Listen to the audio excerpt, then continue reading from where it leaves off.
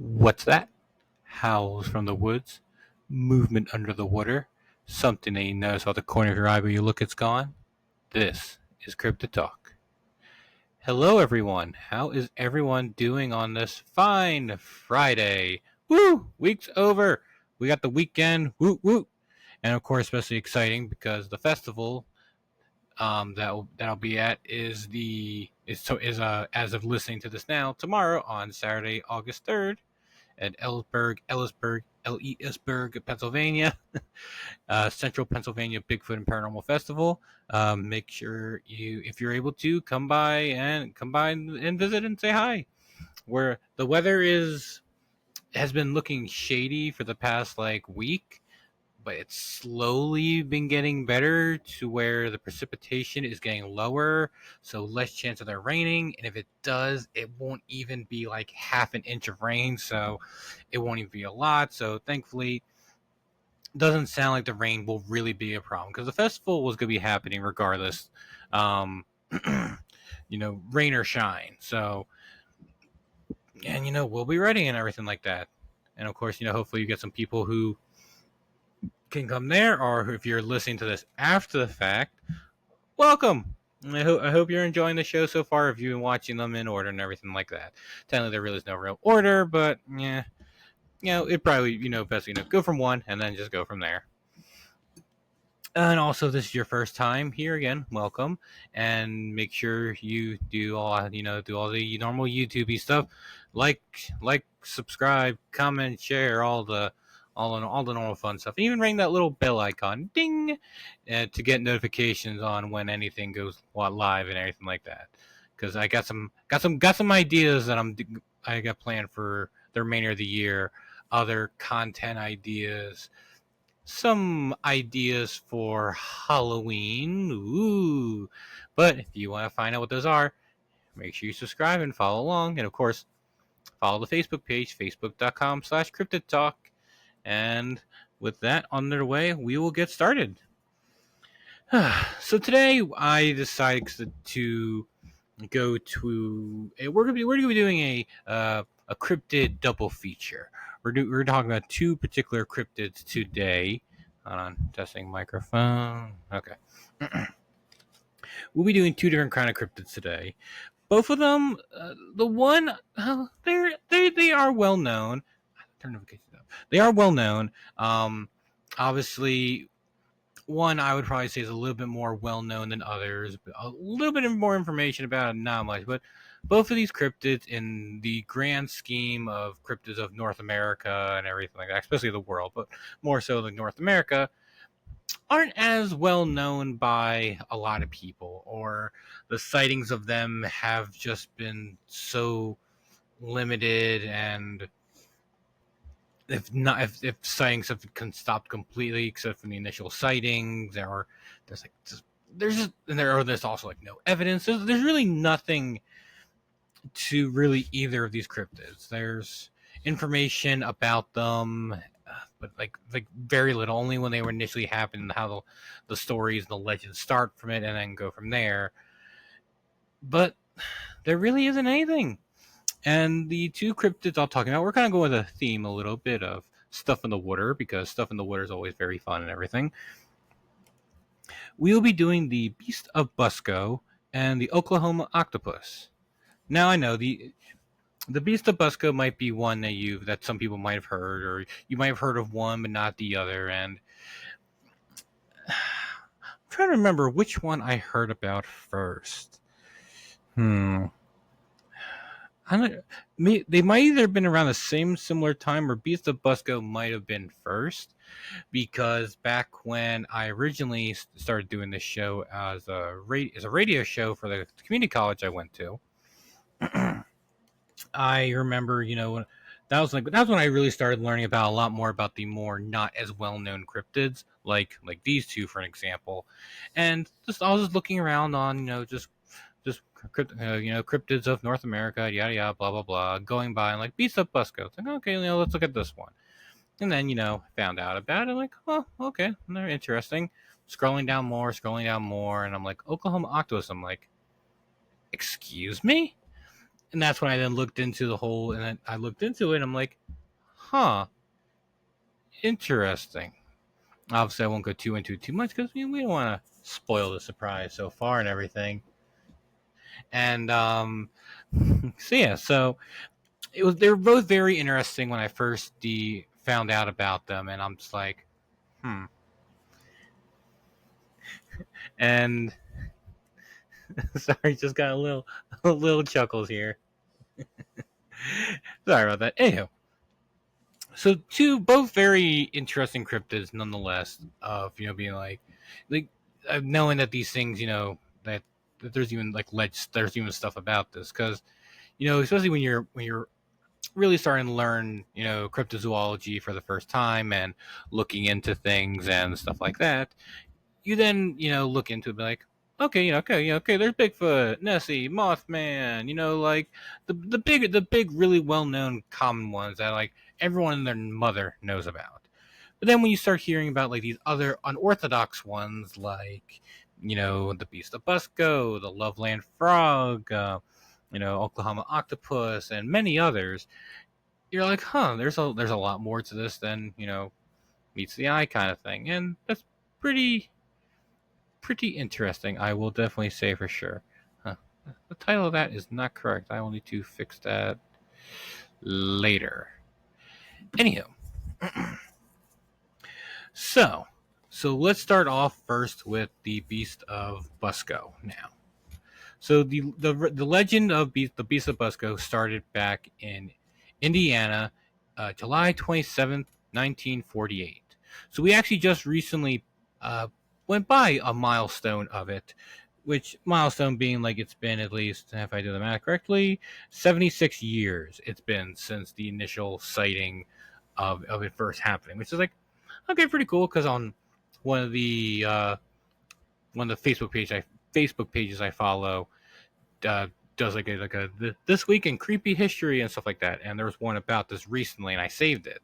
And I was like, wait, oh wait, did that just happen? Yeah, it did. So that's kind of what gave the inspiration a little bit for wanting to do this one today. So, what is the Beast of Busco, or what is the story of it? I thought I saved it, but I guess I didn't. Uh, come on, come on, come on. Excuse me. So instead of me butchering the the whole story of it a little bit later, I'm gonna kind of give like a little backstory about it. Hmm. Oh wait, hold on a second. Beast of Busco. Boo boo doo doo doo. Ah, here we go. Okay. July 1948.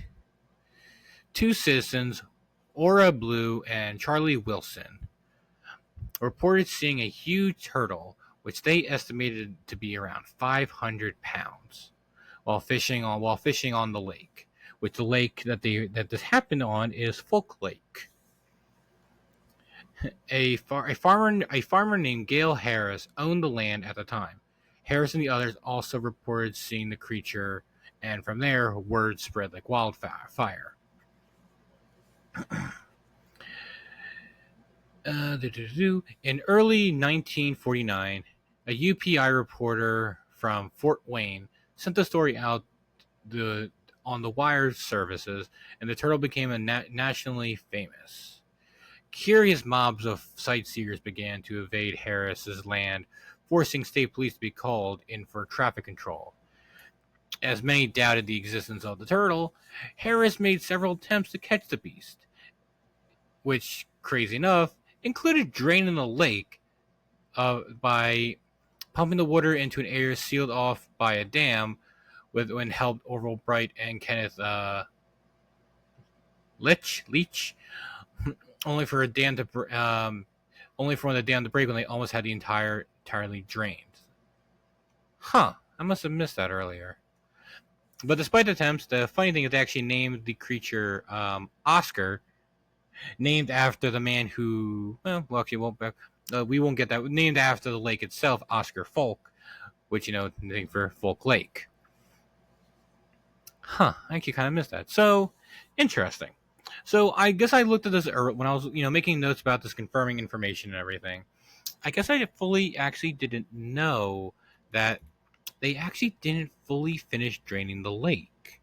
That a dam that they made gave out, and which filled it back in before they could fully fill it.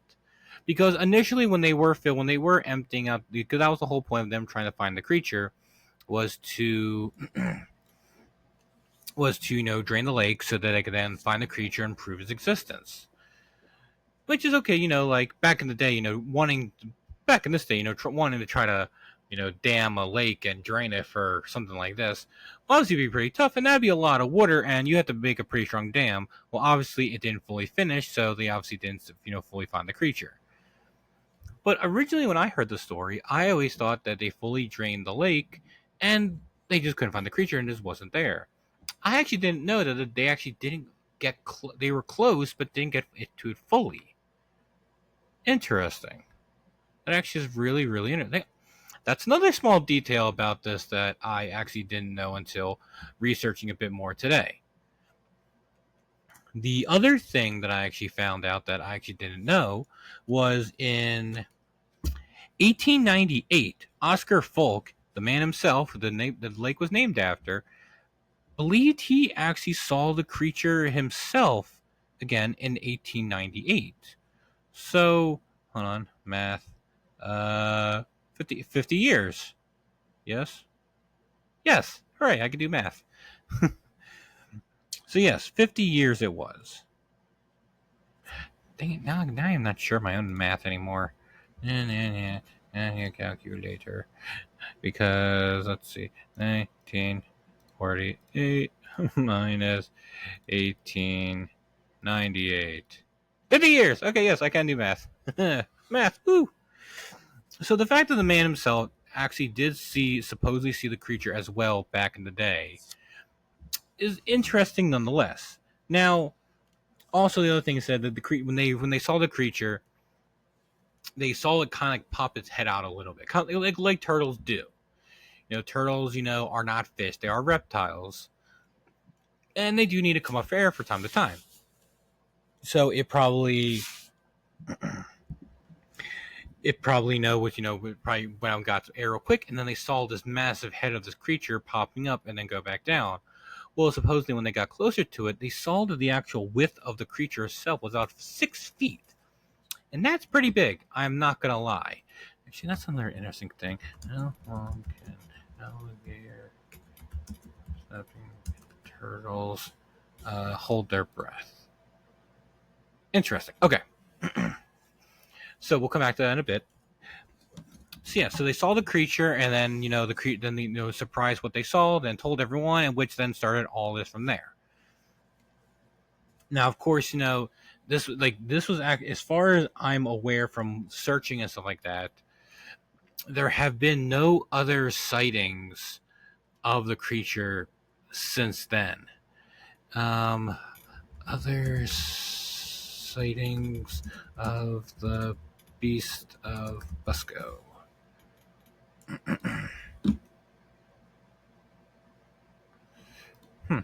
Interesting.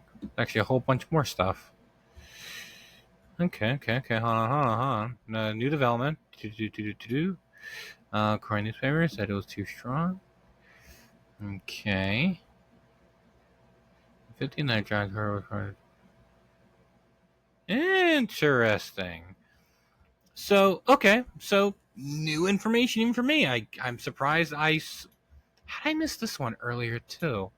So, alright, so a bit more information. So, there have been at least a few more sightings of the creature since the initial sighting of it in 1948, where the last sighting actually was 1950. Obviously, you have the 148 and then 49 where they tried to trap the creature. Actually, let's read this quote real quick. Throughout 1949, local people made repeated attempts to capture the turtle, of all which failed.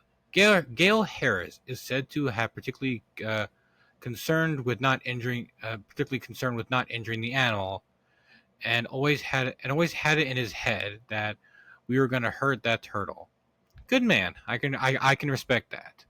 Leading him to veto any plan which could harm it. Right on, my man. Right on. While at first only a few men were engaged in the hunt, the next day about 65 were out of there. In the first week of March 1949, 10 or 11 men made the first attempt to capture a turtle, allegedly succeeding in cornering it in about 10 feet of water off the shore in a trap consisting of stakes and chicken wire.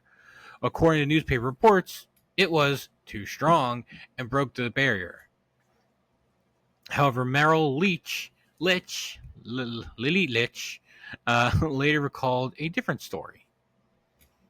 There were about 10 or 11 of us, had him in a wire fence, and had him a coming in muck. Okay, that is just how that is how that came out.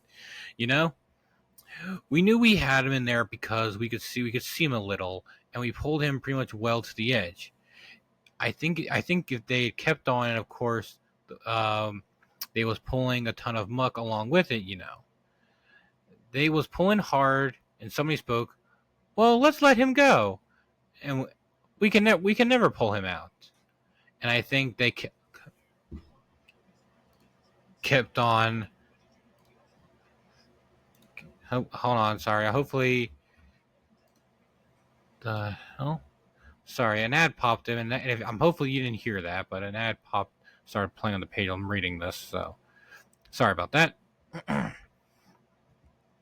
And the rails pushed aside, and the turtle was gone. And another man who was present when Oscar was caged remembered, I was up there and they were building the cage. He was in the dormant stage. This thing that they had built out of pipe, it was 8 feet across, and that turtle, his head and tail were sticking out of that thing.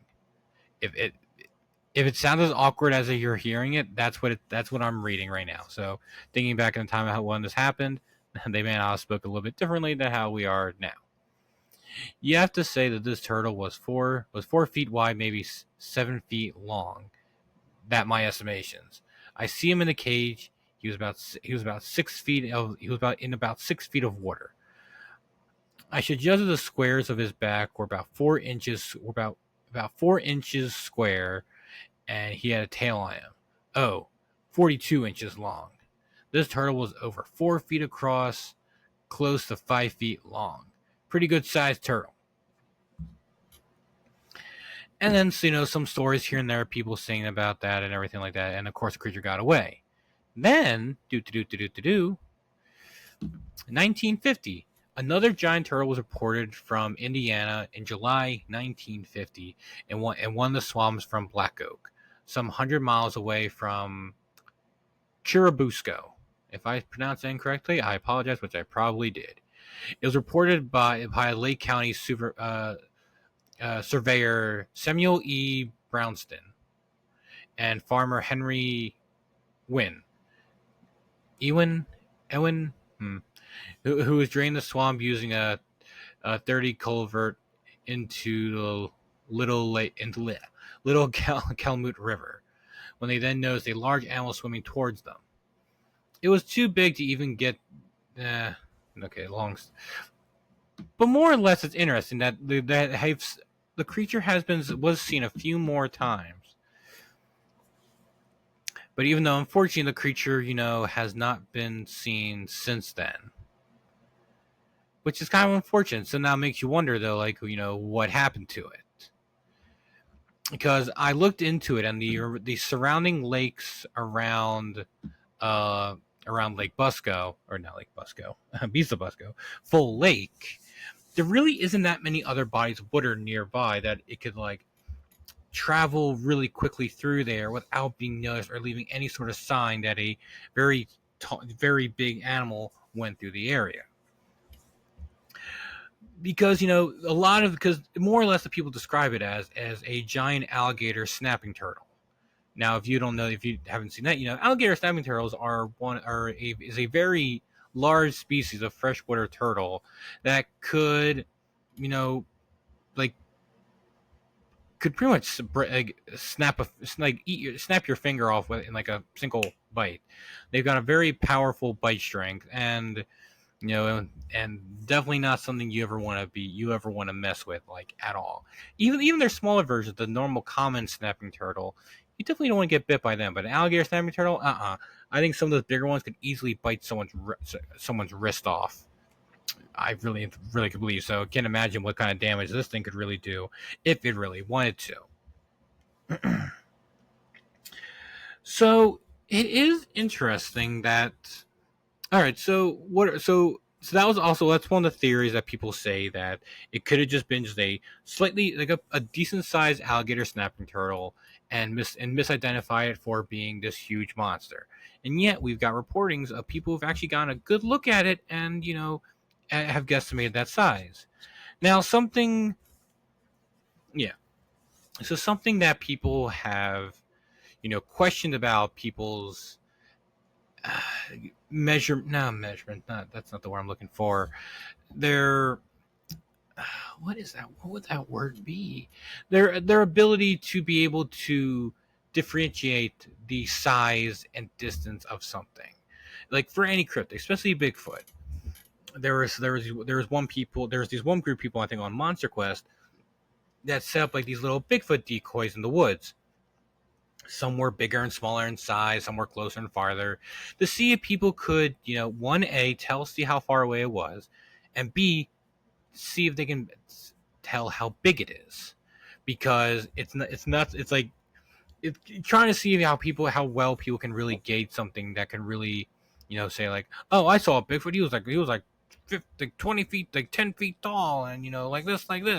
But in reality, when they actually came back and actually like measured, he's like 4 feet smaller, and not as big as that, but still a big creature, but not as big as you saw. And a lot of times when people experience something that they're not ready for to experience, and they're like, what, that they then come up with all these things of like, all right, well, what's going on here, like, why am I seeing this and stuff like that, or like they try to process what they're seeing, see, like, try to get an idea of how big it is, and all that other information.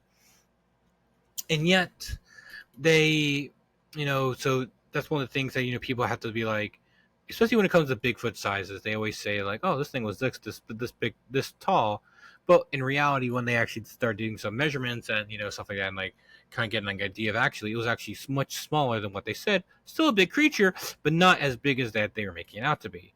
So who knows? It could be possible with this that the creature may not have been as big as exactly it was, but it very could be possible. Because the average alligator snapping turtle, at least for the male, because the males are much bigger than the females, can be about 29 inches long, and so little short of 3 feet, and can weigh up to like almost 250 pounds. That's a pretty big, like, that animal would be as heavy as is heavier than me, that's impressive nonetheless, just for a turtle. So a big creature nonetheless, but definitely not anything that for like a monster or anything like that. But still very interesting, because that, like, so okay, so let's dive back a little bit on so we don't get too far away of the initial encounter of them trying to drain the lake. So one, they didn't fully finish draining the lake, and it could be possible that the turtle, if it was still there and they truly did see a giant turtle, that it could have been in like the parts of the lake that weren't drained yet, and could have been dug under the mud. Like many turtles, especially snapping turtles and alligator snapping turtles, they are ambush predators. So what they like to do is the turtle will open up its mouth, and it has like a little lure in its mouth, a little thing of skin that just looks like a little worm just flicking out about, and it opens up its mouth nice and wide, and just flickers it. And when a fish gets close and gets a nice little snack, a nice little snack, jump, it becomes the little snack for the turtle. So chances are that's probably what it was doing. it was just there, just just waiting for some food, or just hibernating, stuff like that. Now, hibernating would be kind of hard to say because it was only because this did happen in July, so they shouldn't have been hibernating at that time. But turtles, especially snapping turtles, for the sake of hunting prey, probably did get deep down into the mud to try to wait for some prey and everything like that. And it could be possible that when they were draining the lake, the parts that it was in, it may not have fully revealed itself because the water was still covering it, and when the dam broke and the water came flushing back in, their one opportunity to possibly see get a good look at the creature might have had loosened up. So now it also goes to the story of when they possibly had it in the cage, and they said they got a good look at it and everything, and yeah, like turtles are strong, and especially alligator snapping turtles. Like alligator snapping turtles, like especially just the bigger snapping turtles, are very, very strong creatures, surprisingly strong creatures, especially if it's something that weighs almost 250 pounds. That's definitely nothing to scoff at. That's for sure.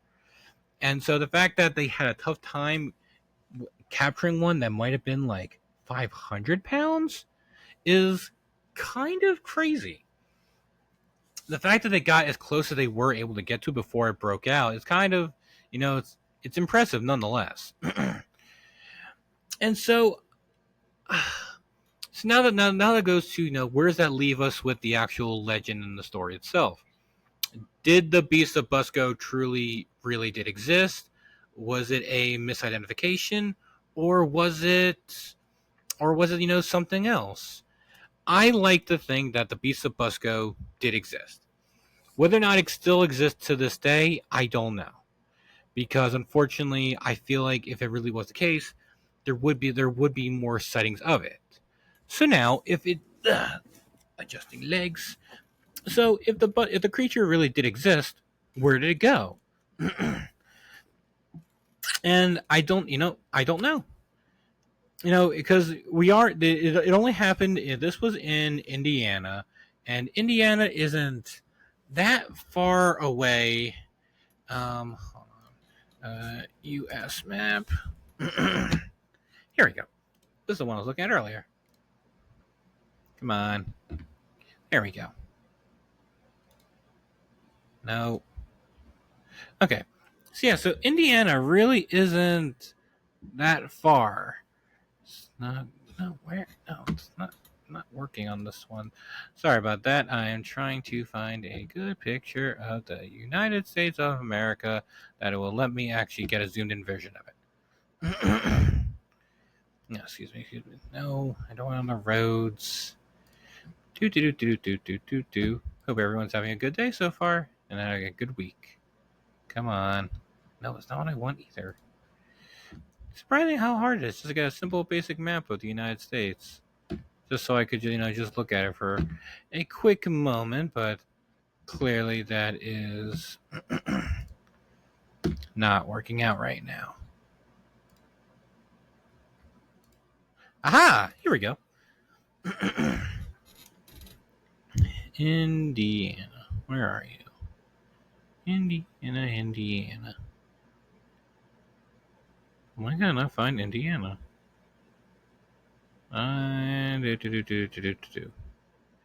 Okay, there it is.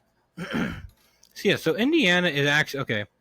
So the one I'm thinking about is our next is the Oklahoma Octopus, but Indiana is in there a bit. It's not anywhere near the ocean. Now Indiana is near a lot of the Great Lakes, but obviously the amount of distance I would have to travel to even get there is pretty monumental, and obviously would not be easy for it to travel that far at all. So now it really is wondering what happened to it. Did it get into some deep hibernation that it's still maybe hibernating to this day? I don't know. Because sure, snapping turtles can live for turtles in general too can live for a very long time. Even some smaller turtles can live for 100 years or so, maybe even longer. That's the same thing with tortoises and stuff like that. They are resilient reptiles and can live for a very long time. So, goddamn, sorry about that. So it's kind of interesting, wondering, where excuse me, where did this creature go? Like, why hasn't anyone seen it since then? Did it die? Like, sure, like, there's one of the things like, all right, well, if it died, where's the corpse of it? It's a big turtle. It'd be kind of hard, to lose that kind of corpse, especially in a lake. But, again, and it's not like it's in like the ocean or anything like that where something can die and then you can, chances of you ever finding its body is obviously slim to none because it's the ocean. But a lake obviously does have a depths, and let's see. Oh, and so obviously some lakes are not very deep, but interesting nonetheless.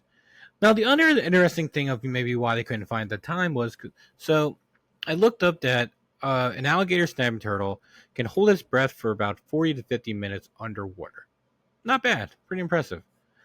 So now, could you possibly argue that something of a bigger size with a bigger lung capacity could maybe hold its breath for maybe double or triple that? Hard to say, but I would definitely not say. I would definitely wouldn't. I definitely would say that if it truly was that big and had a bigger lungs, that it would be able to hold its breath longer than the average alligator snapping turtle, which then would help in its case of being able to be underwater longer without needing to take a breath of fresh air. I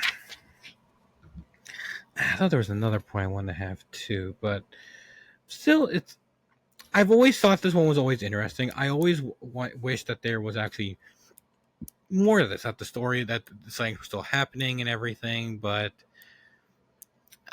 who knows? And if the turtle Oscar was really as big as it said, you can only imagine how old it was. Is somehow a species of alligator snapping turtle that just lived for a very long time and grew to that size, or was it something else? I don't know. I don't think we ever will know because there's been no other reports of the creature since then. And even then, I think I thought I wrote it down, but I guess I didn't.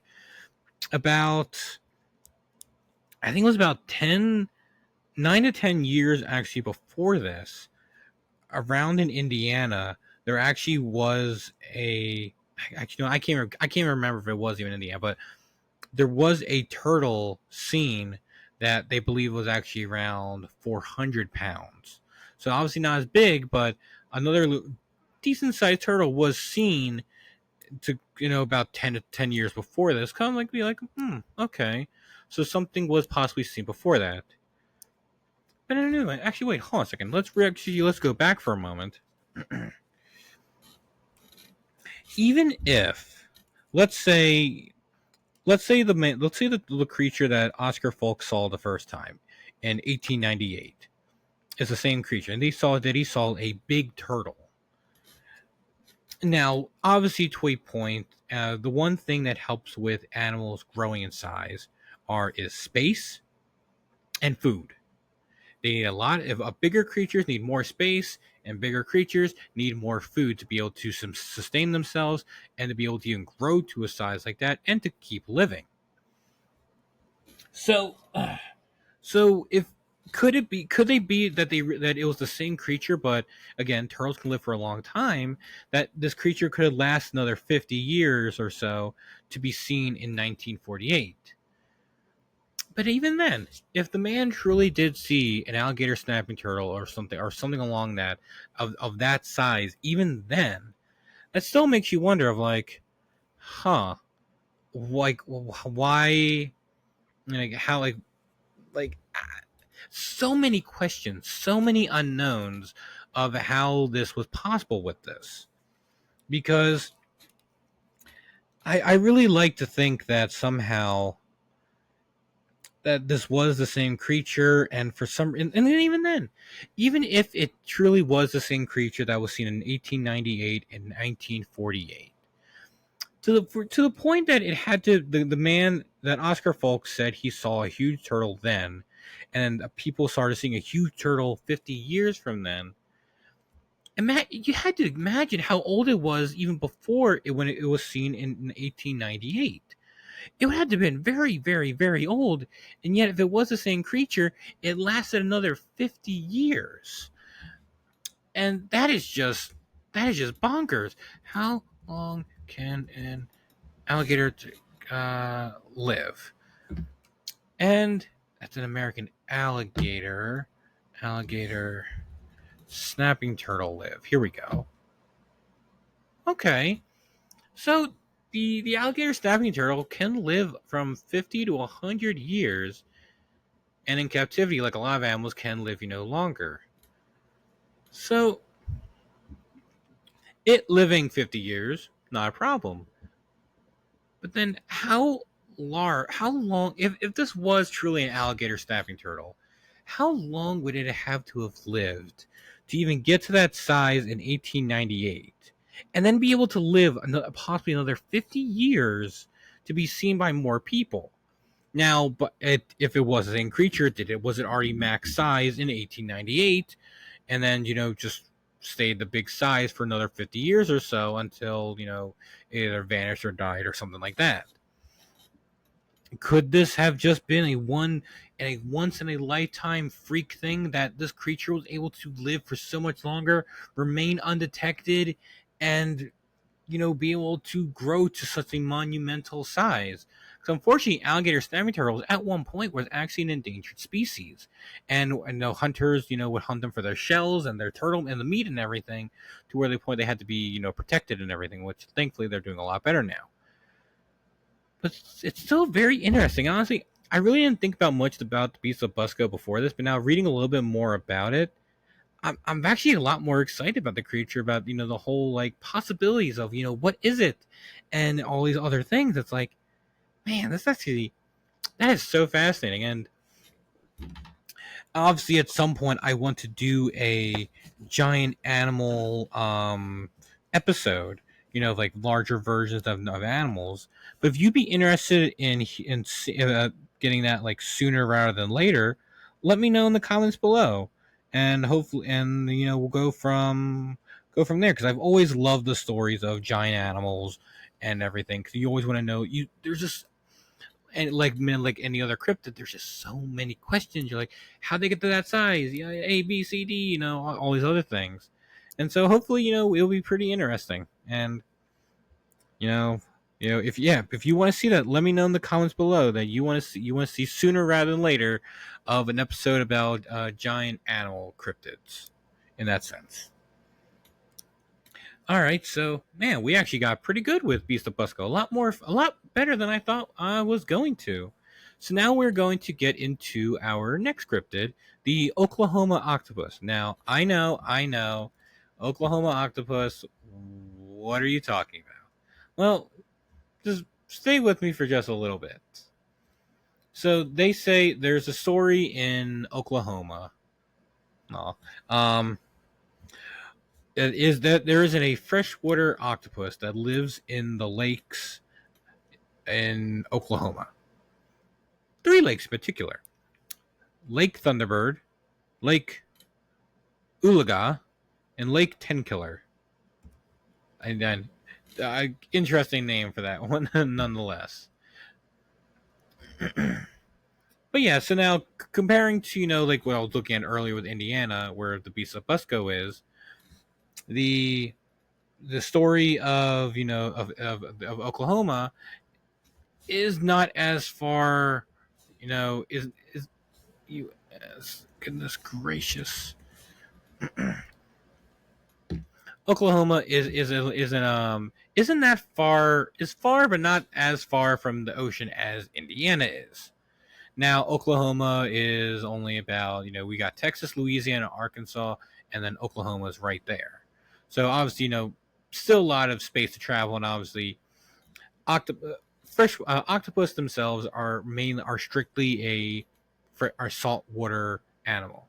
And if I read correctly about it, apparently that if you try putting a octopus into fresh water, it will survive for a little bit, but to a point that if for some reason with it not being able to regulate the water properly, apparently will explode.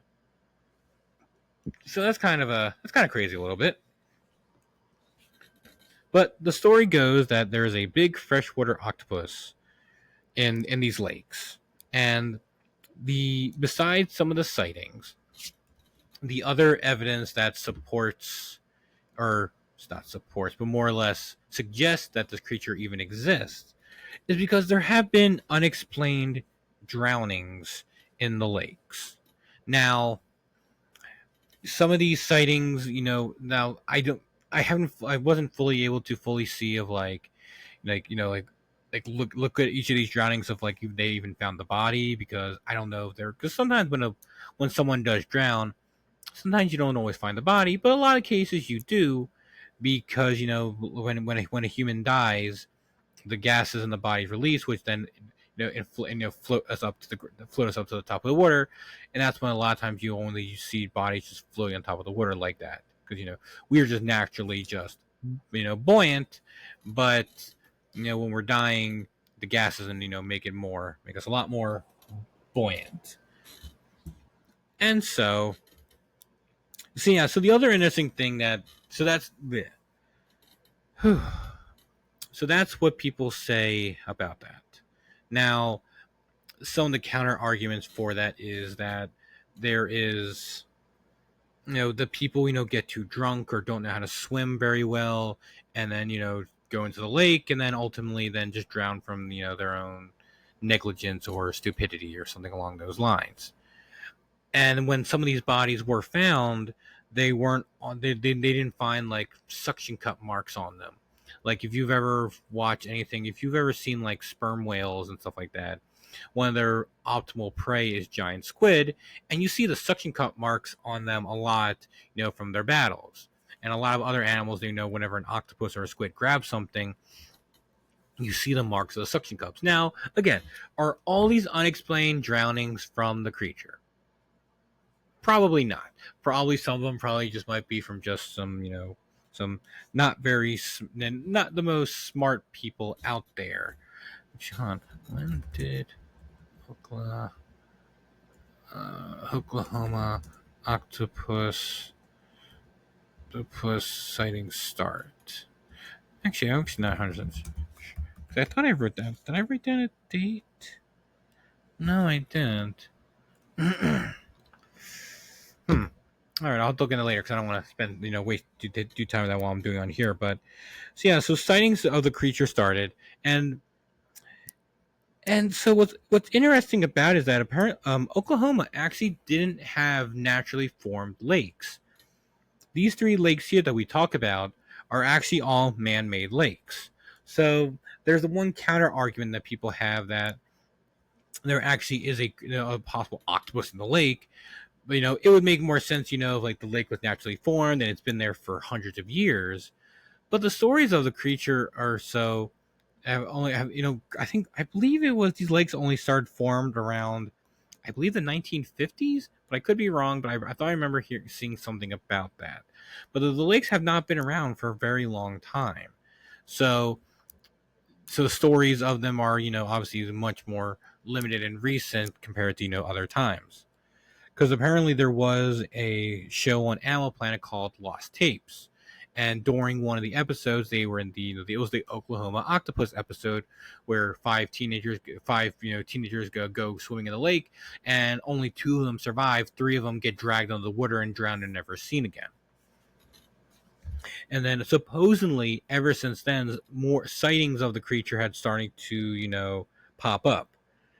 Now, I wasn't able to initially find any of these stories. I am curious, and I want to try to look for them later. But so now that's interesting because sometimes stuff like that happens where a show or a movie or something like that comes out, talks about something about like a creature, and all of a sudden, all these other stories seem to pop out of nowhere.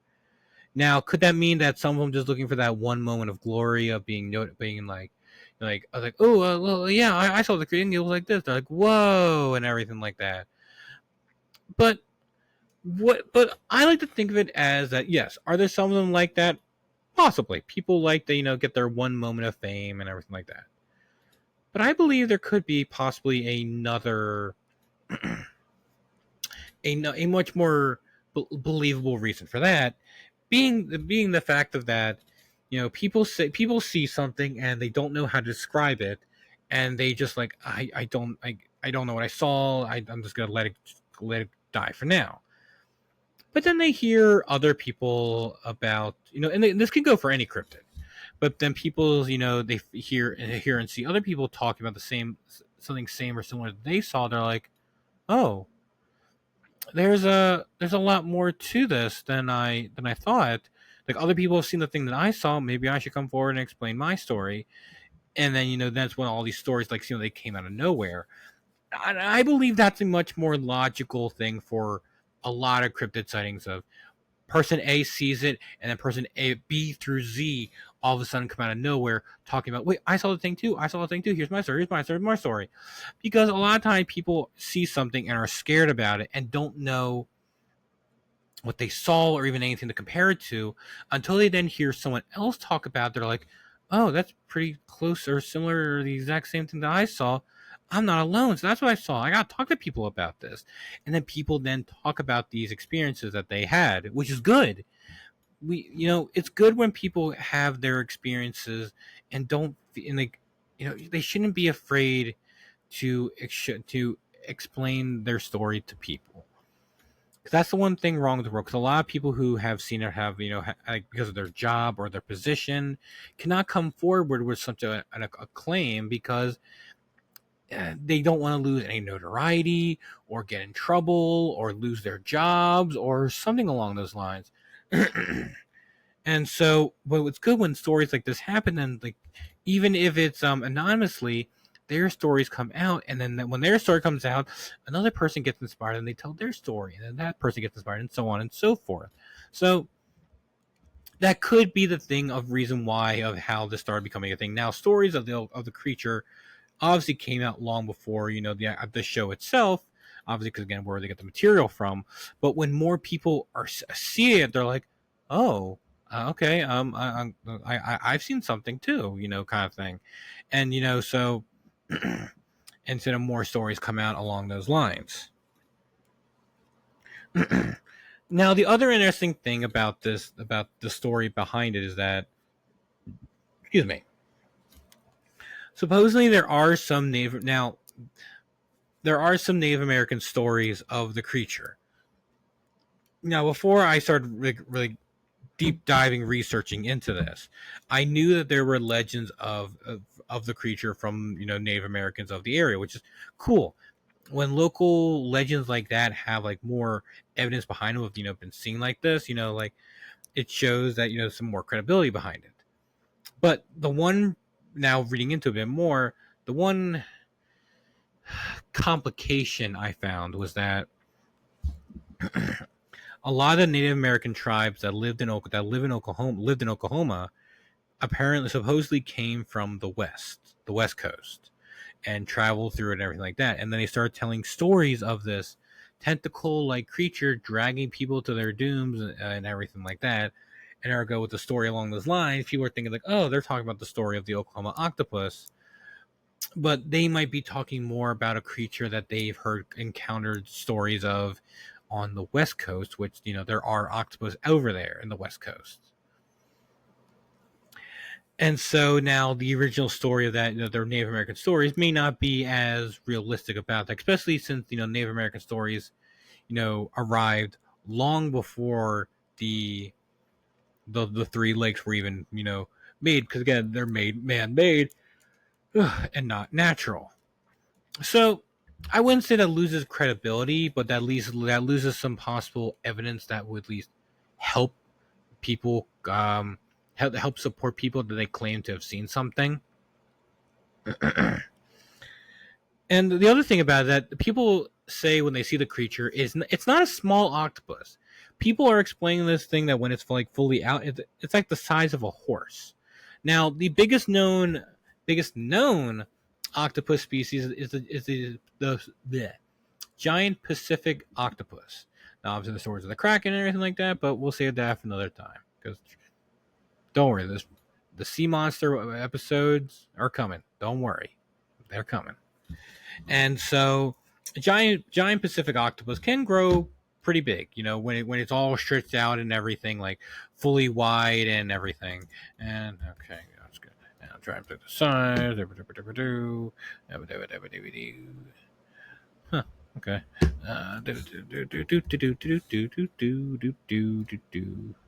Come on. Physical description. Come on, come on, come on, come on. Okay, so in like so the average size could be 16 feet long, but there's some been documented to be about 30, and that's like fully express. Like tentacles all out, it's all flat and everything. And some say that these bigger ones can get up to 600 pounds, and that's a monster. A 60-foot octopus, 60 foot, a 30 foot octopus. That's nothing to sneeze about. Octopus are very strong animals. Many people surprisingly strong to them, like because they've got 8 arms, all the different suction cups and everything else like that. They're able to hold. They are able to. If they want to grab you, they are going to grab you, and they will not let you go. If they want to hold on to you tight, and so people have had some trouble with giant specific octopus that have been more aggressive and like attacking them and everything, and managed to get away from them. Tried either like taking their masks off or pulling them down and everything. So there's nothing been fully to explain the size. The people say that the thing is about the size of like a horse, which would still get up to the size of the people have explained for a normal giant Pacific octopus. So pretty interesting. And then so that then goes to like, well, how is this possible? And I don't know. Can I say for sure that it's a giant Pacific octopus? No. Can I say there was another species that no one is aware of? Maybe. Because sure, there are stories of some saltwater animals living in freshwater. The prime example is a bull shark. Bull sharks are one of the most, I would say, probably one of the most dangerous sharks in the world, even more so than great whites, because they can travel. Like, I believe there have been some stories of bull sharks traveling from the Gulf Coast and going all the way up to the Great Lakes, or even like maybe halfway, like traveling very far, way farther inland because and way out of the ocean, and that's because of the whole thing with like they're able to regulate the water where they could be able to breathe and survive in fresh water. So now, who's to say? Again, going back to our whole thing with the Loch Ness Monster episode of who's to say that there hasn't been a type of octopus that was able to adapt in fresh water? And there's just that one chance, that one, not that one, that minuscule kind of chance that it was able to survive, in fresh water and being able to, and to thrive. Now, the other thing that makes it, this story tough to, wrap your head around is because octopus lay a lot of eggs, and I mean a lot. I believe the thing I saw, they can lay up to like 90,000 eggs or something along those lines. So they can really lay a lot. So obviously, and of course, for it to happen, you need two. You need a male and a female to, make babies. And then so why won't there be more? Is this some sort of like mutated species that, you know, doesn't need it? Like so many unknowns. If the Oklahoma octopus truly is real, there are so many unknowns to there's stuff that they common sense think, some more like, all right, let's just think about it for a moment kind of thing. And then when you realize that it doesn't really, some of the stuff doesn't really make any sense. So I don't know. I definitely like the idea of it for sure. And so hopefully there are still more stories of it. There's very little sightings of the creature itself. Honestly, this is one cryptid I would like to try to see. I would never try to go into the water and die for this thing, because if this thing truly is in there and it's a big creature, I mean, it probably seems aggressive. I really do not want to mess with an octopus. No, especially an angry one. No, thank you. Maybe an underwater drone or camera. That would probably be. I would be a lot more okay with that. Surprisingly, though, a common octopus was caught in Lake Conway in Arkansas. Now, this one was believed to possibly have been a pet that someone may have released, and it was just they just happened to find it against a dam in Lake Conway. So and then it's like, okay, well, there's that, there's that. It's like, well, we don't know. We don't know how long the octopus was found there. It could have been there for a very long time. It could have just been there just for the smallest amount of time for it to survive until someone found it. Who knows? Because octopus are tricky. They are smart creatures. They are very, very smart. They people have done tests with them of them being able to, open a jar and get the food inside. There was one story of an octopus that in an aquarium learned and studied the patterns of security guards and was able to escape from his cage, go down the drain, and pretty much escape. Like that just shows how smart these things are. And I so they're definitely a creature you don't want to ever underestimate. And that's why people say they believe that octopus are like aliens and are like something like that, just on how crazy and different they are and what they're able to do. The ocean is crazy. There's a lot of crazy stuff in the ocean. So many stuff that we've only gotten glimpses of, or some stuff we haven't even seen yet. So I cannot imagine like the amount of crazy stuff that really is down there. And hopefully, we will talk about that soon because I would like to do a sea monster episode and everything. Now, the last thing we will, or again, now the other interesting bit of information I found was in 1996 in Anderson, Indiana. So we're back to Indiana for a little bit. There were some people working in an oil pit, and in the oil pit, they found squid. These little squid-like creatures swimming around there. About a few of them, and they took them out. They saw them, and they're these little squid-like creatures. They were living in like this toxically oily muck, but they were alive in there. It's not like they found their corpses or anything. They were swimming. They were alive, and somehow they were able to grab them and put them into a jar, which then they were going to then take to a place where they get studied. Well, interestingly enough, that jar of squid never made it to the facility, and the jar mysteriously vanished. No one knows what happened to it. So then that all starts the theories of like, wait, why? Like they're just squid. Like why would somebody do that? There's those theories that these were actually like alien spore. These were aliens that were found, and the jar of the creatures were then just taken away somewhere else for people not to study it and realize that they were more than just squid or not really squid at all. They were actually something else. But unfortunately, the squid were never found, and so whatever they truly, really, where they truly were, we will never know. The people then cleaned out and emptied out the rest of the oil pit and found no more of the creatures. So whatever the few that they found, that was it. So that kind of shows like, okay, it throws at in this world we live in, nothing is impossible. Nothing's impossible. We have these oil pit squids and they're also about 6 to 8 inches long. So they weren't small little guys. They were okay size. So they're pretty cool. But in this crazy world we live in, no, we know no, we know very little about certain things, or we think that we know more than we do. But in reality, we know bumpkiss. We really do, and we will probably never be able to fully comprehend a lot of this stuff, like these possible squid living in oil spill. How is that possible? Or how is these stories of an Oklahoma octopus living in fresh water? Like that's impossible. But in a way of me quoting Jurassic Park, life finds a way. We, things find evolution is crazy. We are sure evolution takes a very, very, very long time for any significant changes to happen. But maybe who knows?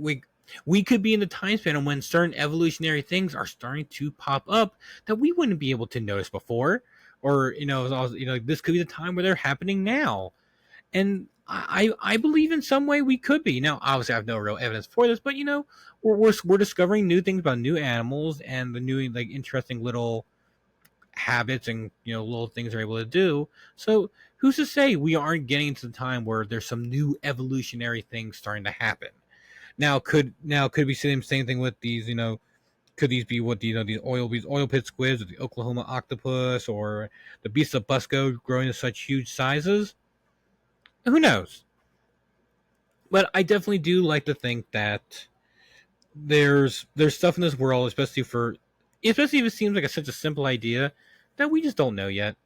But I believe that we will figure it out at some point, or at least get a better understanding, to where we be more open minded about the possibility of a lot of stuff that we know we might have to question sometimes, and question what we really truly do or do not know of our world that we live in today. And that's it. That is all I got. Two very interesting cryptids. Not a lot known about them. No real evidence, but some interesting stories, some new information that I found out, and just some interesting things of the interesting normal creatures that we live in, but in very unique circumstances or giant sizes. I know it's fun, right? Don't you love this show? Well, I hope you all enjoyed this episode today. This was one that I've been trying to find out. Like, all right, do you think is there enough information for me to have these each in their own solo? I might have been able to push the Beast of Busco a little bit longer for it to have its own, and Oklahoma Octopus, maybe. But I think it was a good idea to get two lesser, not as well known, less documented cryptids out there. Give them both a shared episode. Talk about it. And I hope you enjoyed it too. I hope you learned something, and I hope you had a good time while listening. Well, that's pretty much gonna be it for here. We this will be the last episode for obviously for this week. Obviously, until next week. The festival is on Saturday, so August 3rd. If you were able to come, please come. I would greatly appreciate if you're able to stop by. If not, no problem.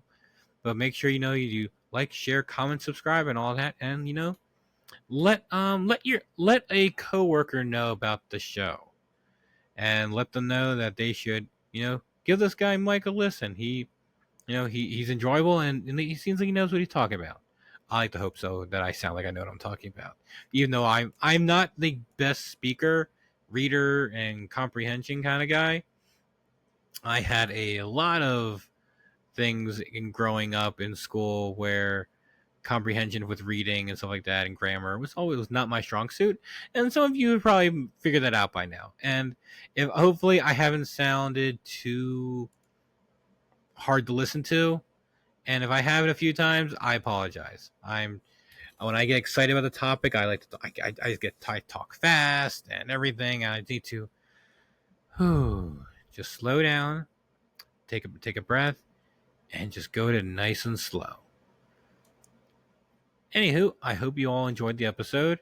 If you know someone who has seen something or anything along those lines, please email me at cryptidtalk91@aol.com. Follow the Facebook page at facebook.com/cryptidtalk, and of course hit that little subscribe and bell icon to help support the channel. Any amount of help would be greatly appreciated. And for anyone that I will hopefully be in, if you're listening to this before the festival on August 3rd, hopefully to see you there. And remember, keep your eyes and ears open for the creepiness in store, because you never know what you'll find outside of your door. This has been Cryptid Talk with Mike Madden. Have a good day, everyone.